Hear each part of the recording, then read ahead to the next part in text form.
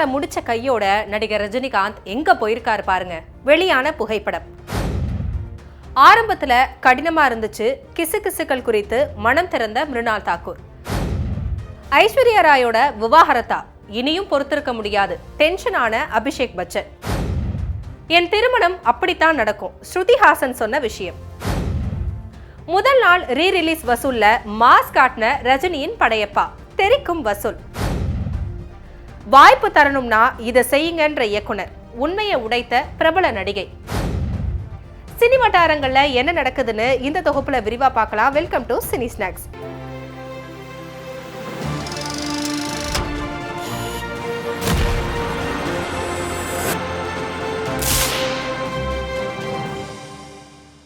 Super star இது வெறும் பேர் இல்ல, லட்சக்கணக்கான ரசிகர்கள் கொண்டாடும் ஒரு அதிசயம் அப்படின்னே சொல்லலாம். இவர் டிசம்பர் 12ஆம் தேதி தனது 75வது பிறந்தநாளை கொண்டாடினாரு. பல ரசிகர்கள் கோவில்ல பரிகாரம் எல்லாம் செஞ்சாங்க. குறிப்பா சூப்பர் ஸ்டாரோட பிறந்தநாள் ஸ்பெஷலா படையப்பா படம் ரீ ரிலீஸ் ஆகி பட்டையை கிளப்பிட்டு இருக்கு. இந்த நிலையில பிறந்தநாளை கொண்டாடிய கையோட ரஜினி ஒரு பிரபலமான இடத்துக்கு போயிருக்காரு. அது வேற எங்கேயும் இல்ல, திருப்பதி கோவிலுக்கு தான். அவர் தன்னோட மொத்த குடும்பத்தோட சேர்ந்து அங்க போய் சுவாமி தரிசனம் செஞ்சிருக்காரு. அவர் காண திருப்பதியில ஏராளமான ரசிகர்களும் கூட்டமா கூடியிருக்காங்க. நடிகை மிருணால் தாக்கூர் பாலிவுட் டோலிவுட்னு ரெண்டு பக்கமும் பல படங்கள்ல நடிச்சிட்டு வராங்க. இவருக்குன்னு தனி ரசிகர் பட்டாளமே இருக்கு அப்படின்னு சொல்லலாம். ஆனா அவ்வப்போது ஏதாவது பேசி சில சிக்கல்கள்ல மாட்டிக்குவாரு. இதே போல இவரை சுத்தி காதல் கிசுகிசுகளும் வந்துட்டே தான் இருக்கு.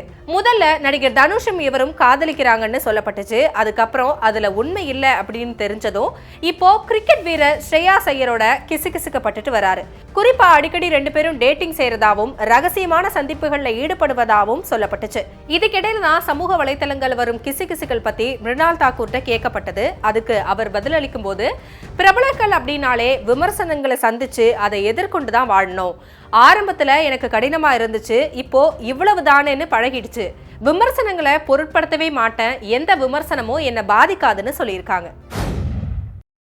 நடிகை ஐஸ்வர்யா ராய் ஹிந்தி சினிமா மட்டும் இல்லாம தென்னிந்தியாலையும் பாப்புலரான நடிகை. அவரும் அவரோட கணவர் அபிஷேக் பச்சனும் விவாகரத்து செய்ய இருக்கிறதா கடந்த சில வருடங்களாவே செய்திகள் வந்துட்டு இருக்கு.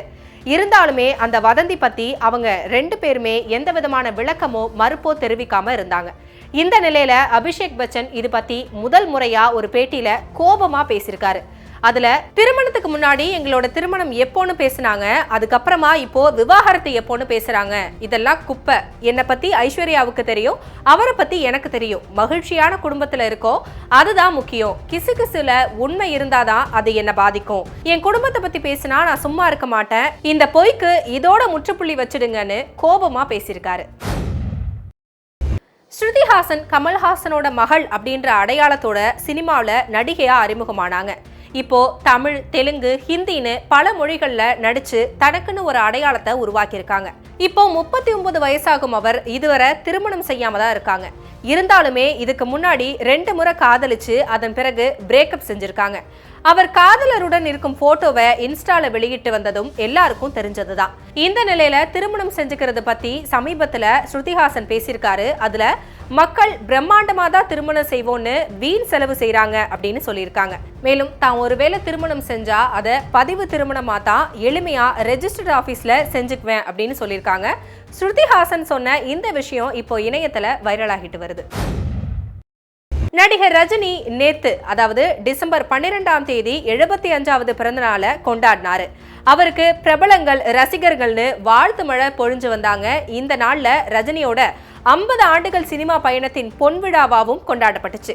1999ஆம் ஆண்டு KS ரவிக்குமார் இயக்கத்துல ரஜினி, சௌந்தர்யா, ரம்யா கிருஷ்ணன், சிவாஜி கணேசன், மணிவண்ணன் பல நட்சத்திர பட்டாளமே நடிச்சிருந்த படம் படையப்பா. படம் வெளியாகி 26 ஆண்டுகள் ஆன நிலையில படம் மறுவெளியீடு செய்யப்பட்டுச்சு.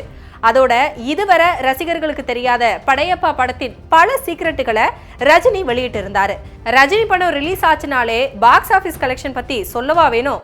ப்ரீ புக்கிங்லேருந்து ஃபர்ஸ்ட் டே கலெக்ஷன் வர படையப்பா படம் மாஸ் காட்டிட்டு வருது. இந்த படம் முதல் நாள்ல தமிழகத்துல 4.5 கோடிக்கு மேல வசூல் செஞ்சிருக்கிறதா மாஸ் தகவல் இப்ப வெளியாகிருக்கு. பாலிவுட் நடிகை ஆயிஷா கான் இப்போ இவர் முன்னணி நடிகையா வலம் வந்துட்டு இருக்காரு. ரன்வீர் சிங் கதாநாயகனா நடிச்சு வெளியாகி உள்ள துரந்தர் படத்துல ஒரு சிறப்பு பாடல்லையும் ஆயிஷா கான் நடிச்சிருக்காரு.